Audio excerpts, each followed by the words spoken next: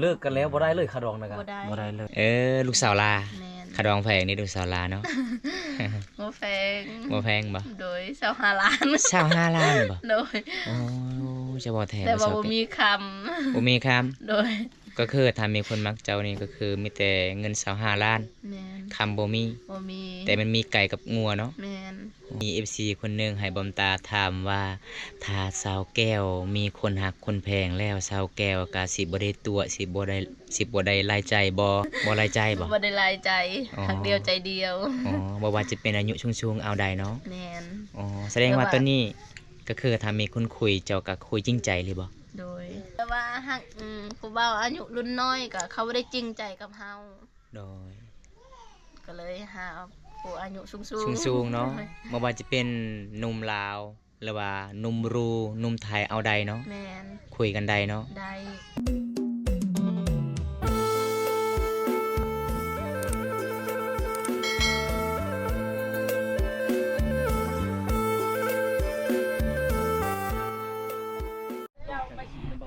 ตอนนี้น้องสาวเพื่อนก็สิได้พาขึ้นเฮือนขึ้นศาลก่อนทุกคนเลยไซห้องนอนเจ้าตอนเจ้าไล่สดน้องนอนอยู่ไซคือฝนตกเปียกมาเลยลูกกับเจ้าแต่ว่าย้ายแล้วเจ้านอนอยู่ไซเอกอยู่พี่อยู่นี่อีกทุกคนอันนี้คือสภาพเพื่อนศาลบ้าน2น้องสาวแก้วคันหน้าสิบ่พอกับบ่พอทางนี้เนาะสังกะสีเนาะแล้วก็น้องก็สิไว้ทางนี้ทุกคนอยู่เทิงก็บ่มีสังสีทุกคนเลยจังใดก็ให้เสาร้านเคยตำส้มจะกินส้มร้านเคยร้านเจ้ายังมีมักแตงนี่บ่ยังไล่บ่อันนี้เวลาบอมตามาเฮือนมาศาลน้องสาวเพิ่นก็จะได้ปัดกวาดเฮือนศาลเลยพี่น้องเพราะว่าบ่ได้ปัดเมื่อกี้เอาลูกนี่บ่ห้องนอนในละตอนนั้นก็นอนอยู่นี่แต่ว่ามันเปียกเบิดแล้วก็ย้ายมานอนอยู่นี่บ่แม่นบ่นอนในห้องนี่น่ะห้องนอนเอื้อยกับอายเจ้านอนอยู่โน่แม่นน่ะก็พื้นอยู่โน่อันนี้นะเนาะเวลานอนนี่เจ้าจะซองในเช้าแก้วเพิ่นนอนตาทางนี้บ่ได้เอามาทางนี้บ่มีเอาผ้าห่มปิดจะเอาผ้าห่มบ่โอ้ยอันนั้นเลยคันแต่เบื้องนั้นอันนี้ลาวเจ้านอนนี้อันนี้ลาวอันนี้อายกับเอื้อยไฟนอนอยู่นี่ปกติน้องนอนอยู่นี่แต่มันเปียกฝนตกเด้น้องก็เลยใหญ่นอนอยู่นี่เฮ็ดอะไรเนี่ยปูชาติเดี๋ยวว่าอยู่บ่ได้ทุกคนตัวนี้นุ่มุงหญ้าเนาะตัวนี้เนาะอีหยังจะว่าไข่แตกอีหยังไข่แตกนะไข่ไก่แตกบ่ข่อยเป็นไข่วัดข่อยเลยคิดว่าไข่ไก่จะแตกอีกไข่แตกแล้วจะเบานะบ่มีเงินไปซื้อยาบ่เนาะลูกก็บ่สบายก็บ่มีเงินไปซื้อค่ะเวลาเจ้านอนบ่มีมุ้งบ่เจ้ากลางบ่บ่มียุงบ่ก็มีแหละมีเนาะมีแต่เก่าอย่างเดียวเนาะทุกคนเลยมื้อนี้ก็สิได้มาเยี่ยมมายามน้องขึ้นศาลเลยทุกคนอันนี้ห้องนอนเจ้าเนาะทางนี้ห้องนอนเอื้อยแล้วก็อายทุกคนเพราะว่าเฮือนน้องก็เปียกหมดเลยทุกคนนี่ก็เลยน้องก็ย้ายมานอนจุดนี้ลูกจะบ่สบายจักมื้อเลยเนาะ4 มื้อแล้ว4 มื้อแล้วให้เวลากลางเว้นน่ะลาวลิ้นแต่ว่ากลางคืนบ่ลิ้นเลยจนลงแม่ตัวเองในนั่นแม่นน้องบ่ได้ไปดูน้องบ่ได้อันนั้นบ่แบบว่าค่อยก่อนได้เป็นคนไข้แล้วก็ค่อยเป็นไอจนคอแห้มจนเบาบ่ได้แล้วก็จนคอแห้มแม่นค่อยก็สิเศร้าแต่ยังบ่ทันได้เศร้าเด้แต่ว่าลูกค่อยอีกมาต่อลูกชายอีกแม่นทุกคนแสดงว่าลูกของเจ้านี่เวลากลางเว้นนี่เราจื้ออีแม่แม่นเวลากลางคืนบ่จื้ออีกบ่จื้อให้กินนมก็บ่กินแล้วย่านอีกบ่แม่นบ่แม่นแนวอื่นสิเฮ็ดบ่เนาะบ่ฮู้แหละยังบ่ทันได้ไปดูถ้ามีเงินก็จะไปดูเนาะตอนนี้บ่มีเงินจะกีบเลยบ่มีพอไปอยู่บ้านอาลองก็ขอเงินว่าคนว่าบ่มีคือกันอีพอจะไปพุ่นเลยแม่นกับอีแม่ทุกคนมื้อนี้บอมตาก็ได้มาเยี่ยมมายามน้องเพราะว่าน้องว่าเขา ก็อยากได้สังกะสีเพราะว่ามีผู้ใหญ่ใจดีก็เลยจัดให้ตามคำขอน้องสาวเพิ่นเพราะว่าน้องสาวเพิ่นก็เป็นสาวหอบซองลูกหนึ่งถ้าผู้ใดหับใดเพิ่นก็หับใดคือกันทุกคนถ้าหับใดต้องมาอยู่บ้านเฮาเนาะ โดย ไปอยู่บ้านผัวบ่ได้เด้ มันไกล มันไกลตอนนั้นก็คือน้องไปอยู่บ้านผัวเลยเนาะ โดย อยู่ไปแล้วกับผัวบ่ได้หักดีแพงเพราะว่าน้องก็ปกติคันอายเจ้าก็บ่ได้ลงปะคันมีคนมักเจ้าก็ต้องไปอยู่คนผัวเนาะอันนี้น้องก็ไปอยู่บ่ได้ทุกคนบ่มีไผดูแลอีพ่ออีแม่น้องก็ให้อยู่นี่ถ้ามีคนมักเฮ็ดเฮือนเฮ็ดซานอยู่นี่เนาะ โดย เฮ็ดน้ำเจาะน้ำเฮ็ดเอือห้องน้ำมีหยังต่างๆแล้วทุกคนเด้ดำรงชีวิต ก็คือไม้แป้นก็จะมีไม้แป้นนี่เนาะมีเนาะแต่ไม้ก็เจ้าก็สิได้มุงหลังขายังบ่มีทุกคนหน้า5หน้า10พี่น้องหน้า10ประมาณเบิ่งเดี๋ยวบ่มตาก็สินับเบิ่งทางนี้ก็ประมาณ4 8ประมาณ20โตเนาะ โดย โอ้ประมาณ20ถอนแล้วทุกคนเลยไม้หน้า5หน้า10เด้อทุกคนเพราะว่าสภาพเพื่อนน้องคันนั้นอากาศหนาวมันก็หนาวแห้งเด้คันฝนตกมันก็เปียกเนาะ มื้อนี้บอมตากับบุญยังหลายเลยทุกคนเลยบอมตาหลังจากซื้อให้น้องสังกะสีสาวแพนเงินที่เหลือก็จะได้มอบให้น้องไปขอให้น้องไปกวดลูกชายเพิ่นบ่สบายทุกคนเงินที่เหลือก็ประมาณ800 บาทให้น้องเด้อบอมตาก็ซื้อให้น้องเลยมื้อนี้เด้อทุกคนสบายดีอีกทีนึงทุกคนเลยสบายดี FC ในประเทศและต่างประเทศว่าจะเป็น FC เก่า FC ใหม่ FC เบาบง FC บอมตามื้อนี้ก็สบายดี เมื่อสุขสุคนขอให้อยู่ดีมีแห้งนะทุกคนเมื่อนี้บอมตาก็จะได้มาฮอดจอดเทิงผ่าทีมงานไปสะพานบุญให้แล้วก็เงินที่เหลือบอมตาซื้อสังกะสีมาประมาณเรือยัง800 บาทเดี๋ยวบอมตาก็สิให้น้องเลยทุกคนเลยอันนี้เป็นเงินที่เหลือด้วยน้องเด้อขอให้น้องไปกวดลูกชายอยู่ห้องหมอหรือว่าไปดูเนาะ1 2 3 4 5ชั้นสาวด้วยน้องเด้อเอาเก็บไว้น้องอีหยัง เอ้าเพิ่นอีกแล้วเอาขอบใจผู้ใหญ่ใจดีทั้งนั้นเด้อ ขอขอบใจผู้ใหญ่ใจดีจากพังไทยคือเก่าเด้อ ที่ให้สังกะสีกับเงินมื้อนี้ โดยที่ให้สังกะสีกับเงินมื้อนี้ ขอให้อยู่ดีมีแห้ง ขอให้อายอยู่ดีมีแห้งเด้อ ขอให้ร่ำให้รวย ขอให้ร่ำให้รวย ขอให้อายุมันคนยืน ขอให้อายุมันขวัญยืน ได้นี้ต่อไป แต่นี้ต่อไป ขอให้อ้าย ขอให้อาย ได้เงินกลับคืน ได้เงินกลับคืน ร้อยเท่าพันเท่าเด้อ ร้อยเท่าพันเท่าเด้อ นี่ทุกคนเลย คือน้องกะรู้สึกดีใจหลายจนเว้าบ่ออกปกติเซาแก้วนี่เว้าลาวได้ทุกคนก็เว้าภาษาไทยนี่เพิ่นเว้าบ่ออกคันเว้าผู้เดียวได้แล้วเว้าคันเห็นบ่มันตามานี่ยามบ่ถูกแล้วเว้า มื้อนี้บ่มตากะขอบคุณอีกเทื่อนึงพี่น้องผู้ใหญ่ใจดีจากประเทศไทยขอให้อายุดีมีแรงปีนี้ต่อไปขอให้หาเงินสิ่งใดขอให้ได้สิ่งนั้นเด้อทุกคนเลยขอให้อายุมันคนยืนตัวนี้ต่อไปพี่น้องบ่มตารู้สึกดีใจหลายไปสะพานบุญให้พี่น้องและมื้อนี้ก็สิได้มอบให้น้องแล้วก็เงินแล้วก็สังกะสีประมาณ20แผ่นบ่พอยัง10แผ่นเนาะ แม่น แต่เจ้าบ่ฮู้ว่าเก็บกับเม็ดบ่เพื่อนเจ้าว่าเขาถามว่าใหญ่ยาวเท่าใดจักเม็ด เจ้าก็ตอบ2เม็ดเนาะ โดยบ่ฮู้ บ่ฮู้บ่ โดย คัน2เม็ดก็คือนี่แหละเนาะชมนี่ได้2เม็ด เจ้าก็สินอนบ่ได้เด้อทุกคนเด้เอาทุกคนมื้อนี้บ่มตาก็สิได้มอบให้น้องเลยจัดให้ตามคำขอสาวแก้วแล้วก็จัดให้ตามคำขอผู้ใหญ่ใจดีจากประเทศไทยคันบ่ได้ไปมาฮอดจอดเทิงก็ย้ำผู้ใหญ่ใจดีก็บ่ได้เชื่อทุกคนก็เลยมอบให้น้องเลย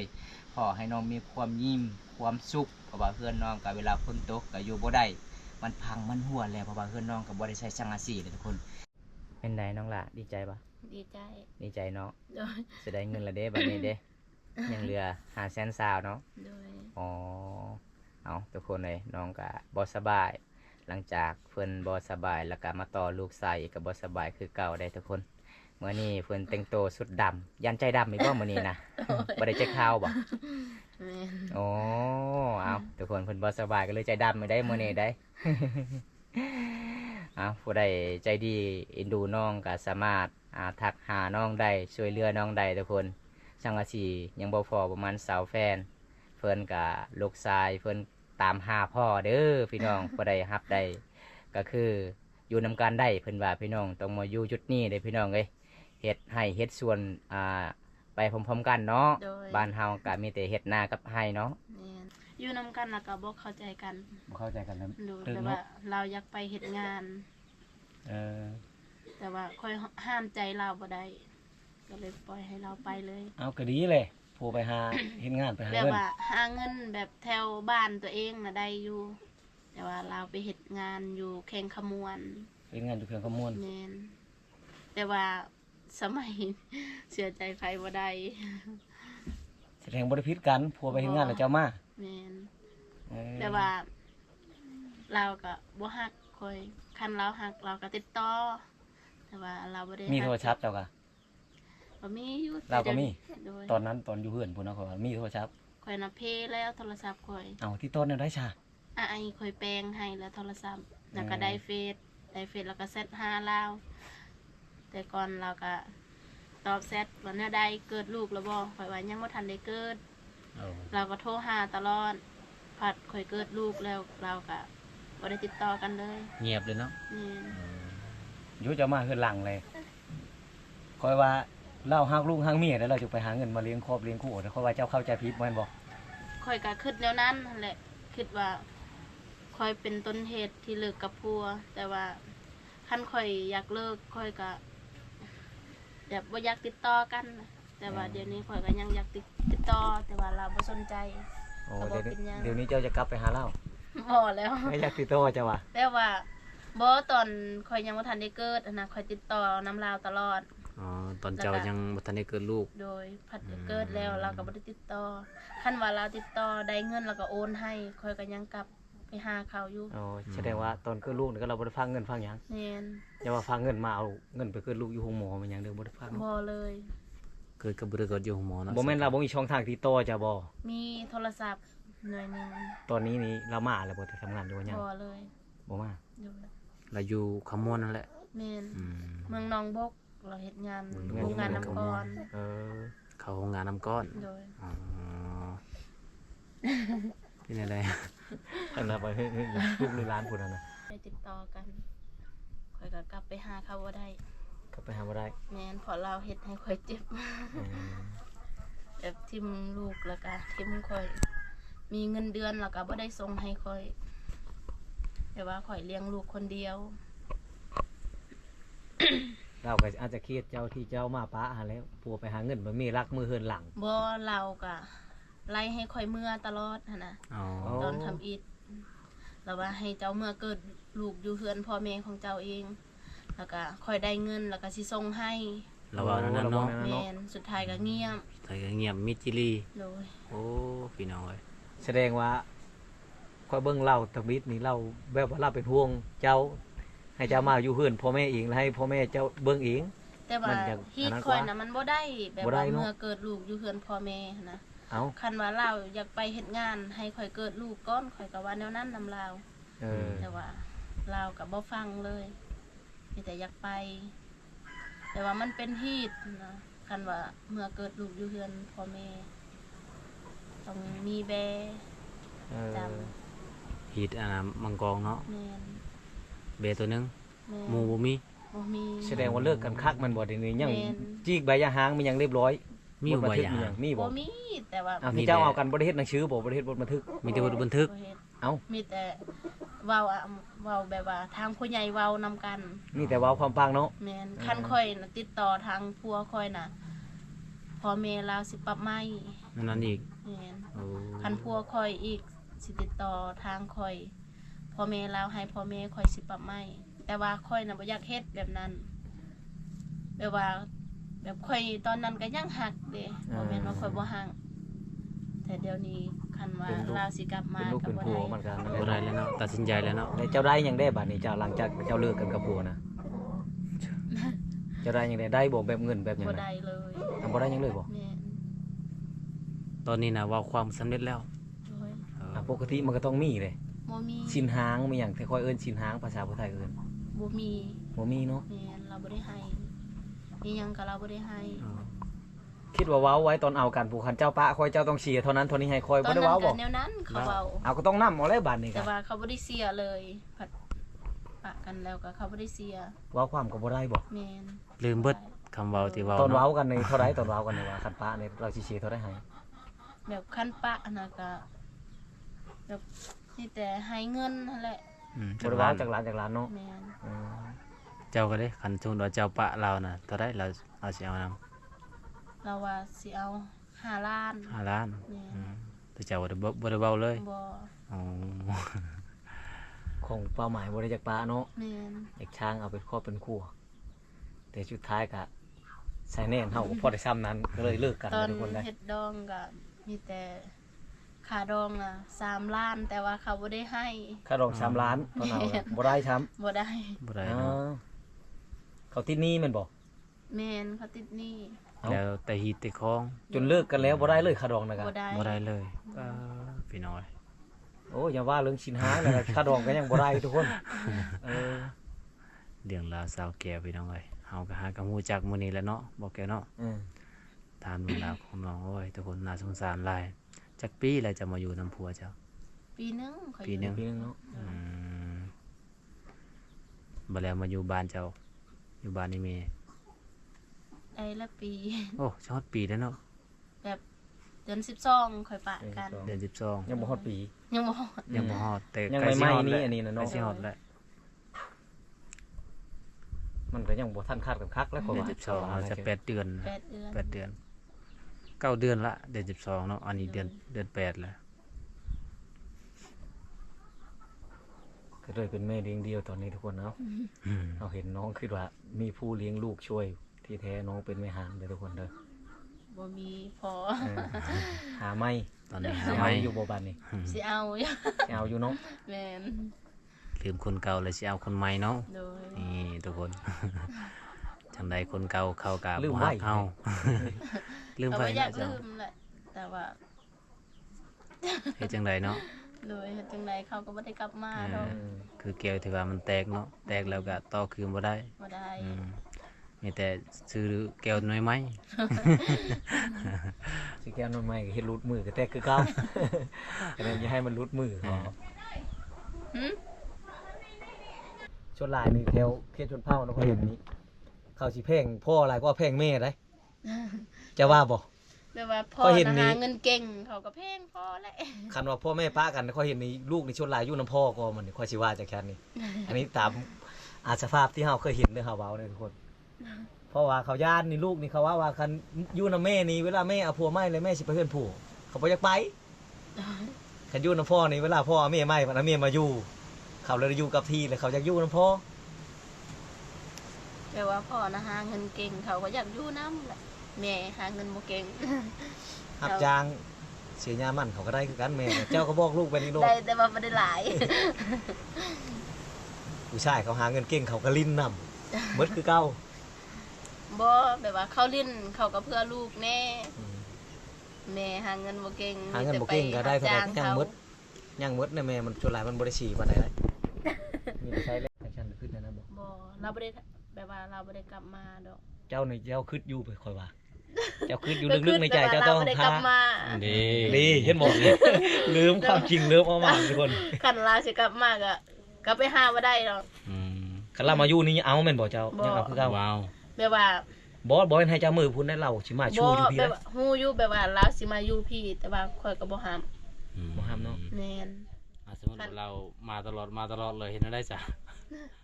ก็แจ้งเข้าแหละ นี่ มัน สิ ต่างได้ แจ้งแบบทาง คันเวลาเรามาจิเรามาเทนี่เจ้าหลิวบังหน้าลูกหรือหลิวบังหน้าผู้นี่แนวคิดเจ้านี่ตกโลด แม่น ตกแน่นอน บ่คือ บ่ขึ้นเลย โดยคันว่าเราอยากมาแบบว่าเรามาตลอดหั้นนะมีแต่แจ้งทางพ่อแม่เขา อืม แบบว่าพ่อแม่เขาบอกแล้วเด้คันว่าพวกเก่าข่อยน่ะยังไปหาข่อยมีแต่แจ้งแล้วก็จับเอาแล้วก็จับแล้วก็โทรหาทางพ่อแม่เราก็ไม่เลยปรับไม่ เราก็บ่กล้ามาแล้วไปเว้าใช่นั้นแล้วเว้าทางเฮวใช่แล้ว แต่อันนี่ว่าพื้นซื่อๆเนาะ โดย ที่แท้น่ะเราน่ะไปเฮ็ดเวียกแล้วโดนแล้ว แม่น ประมาณจักเดือนแล้วผัวจะไปนะ เราก็ไปเดือน12นี่แหละ เราไปตอนแบบว่าเราไปข่อยก็ยังอยู่เฮือนเรา อยู่โดนบ่ดังใจ เราไปตอนเช้าข่อยก็เมื่อตอนแรง เอ้า เอ้า คิดว่าอยู่หันลายมือ ไปไว แบบว่าข่อยก็โทรเด้เราว่าเมื่อเลยหั่นน่ะ โอ้ แนวนั้น บ่แบบแกงกระด้างซะอีก โดย อืม คันว่าเราว่าทาอยู่นั่นแบบว่าทาอยู่เฮือนข่อยก่อนข่อยก็ทา เอา แต่ว่าเราเมื่อเลยเราว่านํข่อยก็เมื่อ เจ้า คน ใจ ใจ ใหญ่ อยู่แบบนี้นะ แสดงว่าเขาบ่ฮักเขาแหละ เจ้าห้ามแม่นบ่ตอนเราสิไปก็ห้ามบ่ได้ ห้าม บ่แล้วเจ้าโทษนำหลังแล้วก็หายใช่เจ้าอีก โดย ให้เจ้ามือโลด แม่น เออ เราก็ว่าสิเมื่อส่งแต่ว่าบ่มีรถสิเมื่อส่งคอยตอนเรายังบ่ทันได้ไป อืม แบบพันมีรถเราก็หาคอยเราบ่ฮู้ว่าคอยน่ะอยู่สวน เราไปหาคอยฮอดเฮือนพ่อแม่คอยเราก็ถามว่าแก้วฮอดพี่บ่เราไปแม่คอยก็ตกใจแบบบ่ฮู้นะแม่คอยว่า เป็นหยังเราคือว่าอยากไปเฮือนแม่ทางพัวคอยก็ว่าคอยก็บ่ฮู้คือกัน แต่ว่าเราอยากไป แท้ๆนะเราไร้หนี้ แม่ เราก็ทิ้งความที่อยากอีก โดยแบบแม่คอยถามว่าคอยได้ยินว่าเจ้าสิไปเฮ็ดงาน เราก็บอกว่าแม่นแต่ตอนนี้บ่ไปแล้ว เราว่านะแม่คอยนะแม่คอยก็ให้เข้าแล้วก็มีกล้วย เพราะว่าห่างกันแล้วเด้ปะกันแล้วคันว่าเจ้ายังกลับไปหาก็เขาสิปรับไหม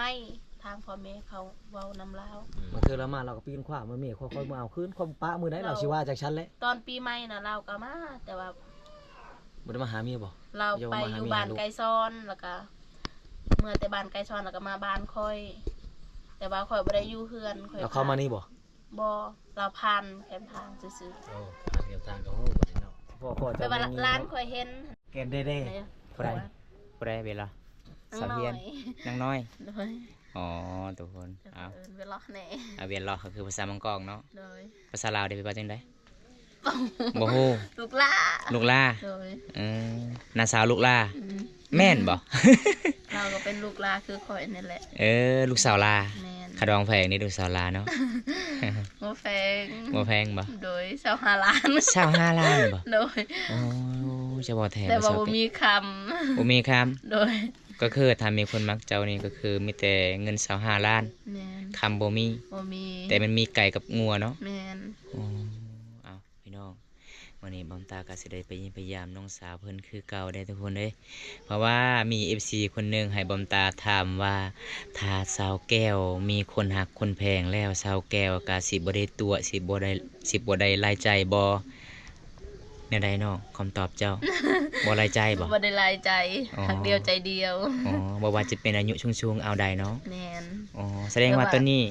ก็คือถ้ามีคนคุยเจ้าก็คุยจริงใจเลยบ่ โดย อ๋อเอาเจะสิเว้าหยังกินนี่เว้ามาเลยเนาะ แต่ว่าหักผู้บ่าวอายุรุ่นน้อยก็เขาบ่ได้จริงใจกับเฮา โดย ก็เลยหาผู้อายุสูง สูงๆเนาะบ่ว่าจะเป็นหนุ่มลาวหรือว่าหนุ่มรูหนุ่มไทยเอาใดเนาะ แม่น คุยกันได้เนาะ ได้ อ๋อเอาทุกคนอันนี้ก็คือน้องพูดความจริงเด้อทุกคนเลย พอดีบ่ ก็คือบอมตาก็สิได้แบบข่าวๆมี FC คนหนึงให้บอมตาก็จะได้ถามข่าวๆเรื่องราวน้องก็คือน้องก็ถ้ามีคนฮักน้องก็ฮักอีหลีเนาะ โดย บ่หลายใจเนาะ บ่ อ๋อ หักเดียวใจเดียว ฮักเดียวใจเดียวทุกคนเลยความพันเจ้าตัวนี้ก็คืออยากได้สังกะสีเฮ็ดเฮือน แม่น แล้วก็อยากได้คนดูแล นำเนี่ยแล้วก็ นำแน่ อยากได้คนดูแล อ๋อ เวลาสำบายสิอาบน้ำ อยากได้น้ำอยู่เฮือนอยู่ซ่าน โดย ที่เจาะน้ำเนาะ แม่น บางคนมาเข้าใจว่าอยากได้น้ำก็คือน้ำกินน้ำดื่มบ่แม่นเนาะ บ่แม่น น้ำสิเจาะสิอาบทุกคนเด้อันนี้ก็คือเฮือนจานบ้านช่องน้องมื้อนั้นบอมตาก็สิได้ตามติดวิถีชีวิตน้องสาวเพิ่นก็สิได้ไปอาบน้ำกะไก่เนาะ แม่น น้ำห้วยคุณเจ้าก็อาบเลยมื้อนั้นนะ เมื่อวานนี้ก็อาบ อาบอยู่พุ่นบ่ แม่น อ๋อแต่เป็นหยังคือเวลาบอนไอการไปมาคามไปคามมาคือสิขึ้นบ่ได้เลยน้องเอ้ย ก็บ่ได้มันยาก ยาก แต่ เนาะ ว่าตั้งแต่ฝนตกแล้วก็น้ำใหญ่นะ ก็เลยนำเจาะหมดเลย แม่น อ๋อเอาทุกคนวันนี้บอมตาก็สิได้เดินทางก็สิได้จัดให้ตามคำขอผู้ใหญ่ใจดีให้บอมตาถามก็คือ แบบนี้ล่ะพี่น้องคำตอบก็คือจากใจสาวแก้วโดยทุกคนเพิ่นเว้าว่ามีคนคุยแล้วอย่าบ่เลิกเนาะ โดย คุยแล้วคุยอีหลีทุกคนหักจริงหวังแต่งเพิ่นว่าพี่น้องเอาจังได๋บอมตากะมื้อนี้ก็สิไปสะพานบุญให้ผู้ใหญ่ใจดีก็จบเพียงเท่านี้ก่อนเด้อทุกคนพอได้รับชมคลิปนี้แล้วก็ขอให้อยู่ดีมีแรงขอให้ร่ำให้รวยแต่นี้ต่อไปขอให้อายุมั่นควรยืนเด้อทุกคนเด้บอมตารู้สึกดีใจหลายไปทำบุญนํกันพี่น้อง แต่บ่พอสังอาสียัง10แผ่น แม่น แล้วก็ไม้สีมุงหลังคาสีมุงหลังคาเนาะ โดย ก็บ่มี ปู เหล็กตะปู โดย อ๋อแต่อย่าลืมเด้อเฮือนเจ้าคันเขาถามว่าเจ้าจะเว้าได้ว่า2 เมตรอีกได้ 2 เมตรมันน้อยนี่น้องเอ้ย เอาโอกาสหน้ามีเวลาว่างๆอายก็สิได้ไปเยี่ยมกันไปเยี่ยมไปยามกันใหม่เด้อน้องเด้อ โดย บายบาย FC นี่เด้อน้อง บ๊ายบาย บ๊ายบาย